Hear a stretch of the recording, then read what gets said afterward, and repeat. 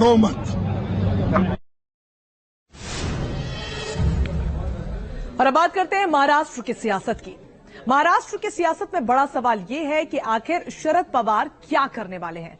शरद पवार कभी भतीजे से मिल रहे हैं तो कभी बीजेपी नेताओं के साथ मंच साझा कर रहे हैं। ऐसे में सवाल यह बना हुआ है कि बार बार शरद पवार की इन मुलाकातों के मायने क्या हैं।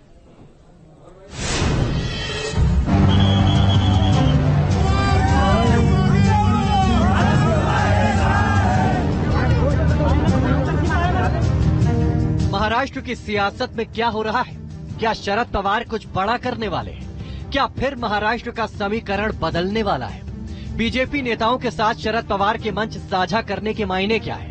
पहले शरद पवार ने पुणे में पीएम नरेंद्र मोदी के साथ मंच साझा किया, अब वो देवेंद्र फडणवीस के साथ एक ही मंच पर नजर आए। महाराष्ट्र के दिवंगत नेता गणपतराव देशमुख के स्मारक के अनावरण के मौके पर फडणवीस और पवार एक साथ दिखे। इससे पहले शनिवार को पुणे में शरद पवार और अजीत पवार के बीच मीटिंग की खबर सामने आई। इस मीटिंग की महाराष्ट्र की सियासत में खासी चर्चा हो रही है। अहम बात यह है कि चाचा भतीजे के बीच क्यों हुई सीक्रेट मीटिंग। शरद पवार और अजीत पवार जी की मीटिंग हुई, ऐसे हमने आपके माध्यम से सुना और पढ़ा है। इस बारे में दोनों नेताओं ने अपनी बात नहीं रखी, लेकिन मुझे लगता है माननीय पवार साहब एक दो दिन में इस बारे में अपनी बात रखने वाले। शायद शरद पवार साहब ने अजीत पवार को न्योता दिया होगा कि इंडिया के बैठक में शामिल हो जाए, और क्या हो सकता है। जितनी आसानी से संजय राउत अपनी बात कह रहे हैं, उतनी ही उलझी हुई है महाराष्ट्र की सियासत। चाचा भतीजे से बगावत कर चुका है, लेकिन चाचा की दुश्मनी भी मोल नहीं लेना चाहता। चाचा भी जानते हैं भतीजा उनके हाथ से निकल चुका है। इसके बावजूद दोनों को मुलाकात से कोई परहेज नहीं है। अजीत पवार अक्सर पारिवारिक रिश्तों पर बयान देते रहे हैं। पिछले दिनों अजीत पवार ने कहा था, परिवार परिवार होता है, पवार साहब और हम अलग नहीं हैं। इस बयान के क्या मायने निकाले जाएं? क्या पवार फैमिली एक है?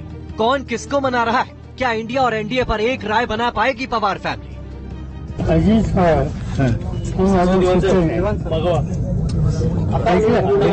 अजीत पवार हा माझा पुत्र आहे।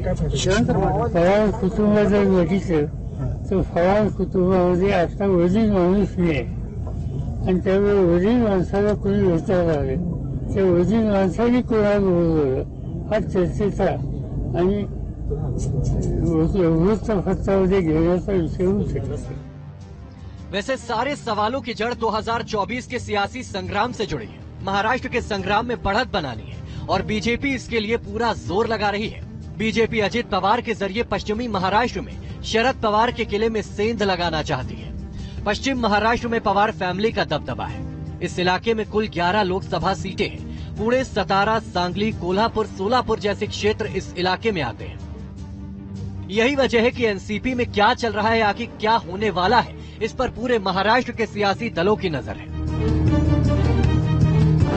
महाराष्ट्र के लिए 2024 के सियासी संग्राम की बात करें तो महाराष्ट्र में कुल 48 लोकसभा सीटें हैं। कम से कम 45 लोकसभा सीटें जीतने का बीजेपी का टारगेट है।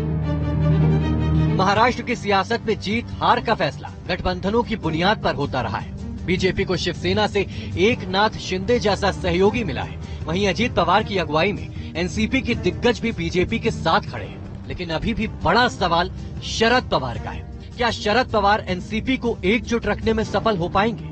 सबसे बड़ी बात, पार्टी को एकजुट रखने के लिए वो आगे क्या करेंगे? क्या इंडिया गठबंधन के साथ खड़े रहेंगे या फिर